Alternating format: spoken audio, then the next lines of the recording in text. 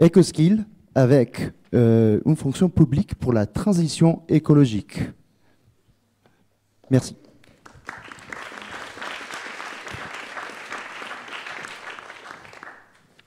Bonsoir à toutes et tous. C'est très impressionnant pour moi et vous avez vu, en plus je suis tout seul, donc j'espère que vous allez prendre ça en compte, surtout que je ne savais pas qu'il y avait un jury et du coup le niveau de pression est vachement augmenté.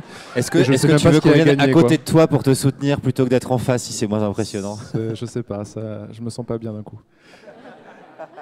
Donc merci pour tout ça. Donc nous, une fonction publique pour la transition écologique, on est une association d'agents publics, donc tous à travailler dans la fonction publique. Et on est mobilisé pour essayer de faire en sorte que les questions de transition écologique, on va dire au sens large, les enjeux environnementaux et de durabilité, soient mieux pris en compte dans la fonction publique. Et donc on a un rôle de think tank. On réfléchit beaucoup parce que vous savez, quand on met des agents publics ensemble dans une salle, ce qu'ils font, c'est des notes en fait. Donc on fait ça et après on s'en sert pour faire du plaidoyer derrière. Donc on est régulièrement reçu par les cabinets ministériels pour écouter, des fois poliment, mais des fois pour des raisons, pour réussir à transformer ce qu'on a à dire et intégrer de manière plus forte les enjeux de la transition écologique. Et donc nous, le projet EcoSkills, il partait d'un constat qu'on avait pu faire avec l'association parce qu'on mène une enquête tous les ans auprès des agents publics des 3 versants de la fonction publique. Et globalement, ils nous disent, nous on a envie d'agir, mais globalement, on ne sait pas comment faire. On est engagé, des fois de manière citoyenne. Au niveau citoyen, on sait faire, mais dans nos gestes professionnels, on ne sait pas comment les transformer.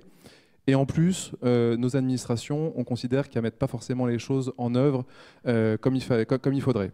Donc on se retrouve avec des agents qui sont face à des freins qui sont très concrets. Et donc ce qu'on a fait, c'est qu'on a décidé d'interroger les agents concernés sur un périmètre spécifique pour voir comment on pouvait transformer leurs pratiques professionnelles et comment on pouvait les accompagner dans la transformation de leurs pratiques professionnelles. Donc en gros, dans les freins, il y en avait plein, mais on a aligné les principaux. Donc il y a une dissonance entre les convictions et la réalité du travail. Quand on est agent public, on n'est pas forcément une ONG et on fait ce qu'on peut faire dans le cadre qui nous est donné. On peut se retrouver seul dans nos démarches parce que la fonction publique est assez représentative de la société en général. Donc il y a des agents qui, des fois, se retrouvent dans leur bureau isolé, peut-être des fois avec des gens qui sont climato-sceptiques, qui n'ont rien à faire de l'environnement ou des questions de durabilité en général, mais qui veulent agir. Et nous, on les reçoit à l'association et on échange avec eux et on regarde comment on peut les armer, entre guillemets. Et donc il y a aussi des fois des manques d'incitation, de temps, de moyens, et ça c'est ce qu'on retrouve dans toutes les entreprises en fait, et c'est pareil dans la fonction publique. Par contre, il y a des leviers qui existent, il y a un niveau d'agentivité, de capacité d'action qui est différent suivant les typologies, on va dire, d'agents, mais il y a des actions concrètes qui sont possibles et qui sont simples à mettre en œuvre. Il y a des partages possibles aussi contextualisés selon les différents métiers. Et on a vu qu'il y avait certaines communautés apprenantes qui existaient et on sait que ça, globalement, ça fonctionne plutôt très bien. Alors, ce qu'on a décidé de faire, et donc pour vous dire comment ça s'est construit, il y a vraiment eu un gros travail avec les équipes de bénévoles sur comprendre les besoins. On s'est positionné sur un métier spécifique de la fonction publique, à savoir les ressources humaines, parce que les domaines métiers de la fonction publique, vous savez, ils sont larges, parce que ce sont tous les métiers qu'on retrouve dans le privé, plus les politiques publiques sectorielles. Et donc, on a essayé de créer une solution qui combine donc de la génération automatique de fiches à partir de sources fiables, et j'insiste sur le source fiable, et vous voyez que dans les sources, il y a littérature, et donc là, on a 2 types de littérature, littérature académique et littérature grise, donc la littérature d'experts, et WeLearn. Et donc là, on a créé un partenariat pendant donc c'était juste au niveau du temps, mais avec le Learning Planet Institute, qui ont un outil qui s'appelle WeLearn, qui est un bot qui permet d'aller requêter dans 10 millions d'articles académiques des données spécifiques sur les enjeux de durabilité. Et donc, l'idée, c'est de travailler dans un premier temps sur les ressources humaines. Et donc, on s'est dit, au début, on avait comme idée, on va faire un chatbot. Et donc, on va avoir un agent qui va être tout seul devant son ordinateur, il va poser des questions et puis on lui apportera des réponses. Ça n'allait pas avec l'idée de communauté apprenante attendue par les agents, ça n'allait pas avec l'idée de, on va dire, de complexité liée à la transition écologique et de l'évolution des savoirs qu'on ne pouvait pas forcément mettre à jour avec ce type d'agent. Et donc, on s'est dit, ce qu'on va faire, c'est qu'on va générer des fiches. Mais générer des fiches, c'est pas évident. Parce qu'on rentre les métiers, on amène 10 millions d'articles académiques, et puis on voit ce qu'on arrive à sortir derrière. Donc on s'est dit, on va créer des fiches, et on va essayer qu'elles soient le plus propres possible. le plus propre possible, à savoir, est-ce qu'on peut poser des fiches pour que les agents considèrent qu'elles sont suffisamment bonnes pour pouvoir en discuter derrière? Parce que c'est ça l'enjeu, en fait. C'est de quitter très rapidement la technologie pour qu'il y ait de la mise en relation entre les agents. Moi, je suis agent public, je travaille dans une administration, je travaille sur les ressources humaines. Donc, travailler sur les ressources humaines, ça ne veut pas dire juste on va mettre de la formation à la concentration de gaz à effet de serre dans l'atmosphère. Ça veut dire comment je fais demain du dialogue social environnemental. Comment je fais en sorte que dans l'entreprise, les conditions de travail, parce que la température augmente, parce que les horaires se décalent, puissent être pris en compte. Et ça ne s'invente pas. Et donc, comment on fait pour se nourrir de la littérature académique et des fiches pour que les agents disent, voilà, moi je travaille dans le dialogue social, il y a une fiche qui va être générée sur le dialogue social. Il y a plusieurs personnes qui vont se dire moi, j'ai envie de travailler sur cette question-là. Et donc, l'outil, à terme, pourra les mettre en relation. Et donc, on crée des communautés apprenantes qui peuvent réagir sur les fiches qui seront dans des outils type wiki pour partager aussi les différentes expériences. Voilà, donc les fiches, ça ressembleront à ça.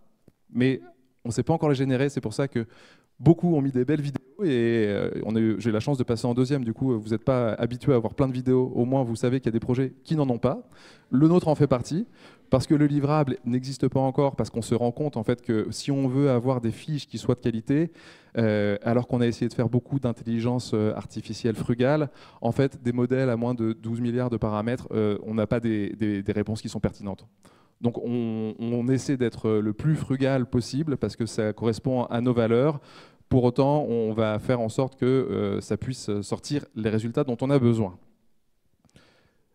Voilà. Ah oui, donc moi, je n'ai pas mis les diapos dans le bon ordre, mais globalement, 261 heures de bénévolat déclarées. Merci, j'ai mis en gras les chefs de projet qui ont piloté, mais ce n'était pas parce que je préférais ces personnes-là plus que les autres. Mais en gros, c'était un grand merci à tous les bénévoles. Il y a plus de prénoms que de photos, mais pareil, on a fait ça comme on pouvait. J'ai envoyé les diapositives ce matin. Désolé Ronan, et merci Ronan pour l'accompagnement pendant toute la durée du projet. Donc, en gros, on a deux perspectives possibles, nous, pour le déploiement derrière. On a la chance, une fonction publique pour la transition écologique, d'être écouté par nos autorités administratives, donc par exemple la secrétaire générale du gouvernement et nos autorités politiques. Donc, si on arrive à faire ce qu'on souhaite, le scénario 1, c'est notre scénario souhaité. Ça veut dire que la solution, elle est reconnue au niveau national, l'État s'en saisit, et demain, c'est la direction du numérique de l'État qui s'en occupe. Et en interministériel, il y a un travail pour venir alimenter, pour venir vérifier. Et idéalement, il y a une circulaire ou un texte en général qui porte le projet. C'est possible. On n'est pas dans les rêves, hein. On y croit. Et non, mais vraiment, pour moi, à ce stade, par rapport à ce qu'on a fait jusqu'à aujourd'hui, on peut réussir à vendre le projet. Le scénario numéro 2, donc c'est la solution se diffuse par les réseaux, nos réseaux associatifs qu'on connaît bien, nos réseaux partenaires. On la porte par une fonction publique pour la transition écologique. Par contre, on risque d'avoir des problèmes parce que, vu les données que ça mobilise, vu le coût que ça représente derrière, ça peut être un peu difficile. Il y a Ronan qui me fait ça, donc j'accélère. Plusieurs scénarios. Bon, bref, nous sommes en train de construire une solution qui est utile, concrète et adaptée aux réalités du terrain. On n'a pas fini, mais a priori, de ce que j'ai compris, la plupart des projets n'ont pas fini. Donc c'est plutôt rassurant. On a encore quelque chose à faire, c'est marqué sur la... Donc on fait en sorte que toutes les sources puissent être bien intégrées. On a besoin d'améliorer la qualité des fiches et on a besoin de les diffuser après et donc de faire la partie, donc de travailler avec nos autorités administratives et publiques. Et donc vous pouvez contribuer à ce passage à l'échelle et on va sûrement refaire un appel pour quelques bénévoles qui auraient envie de poursuivre avec nous. Et ben voilà.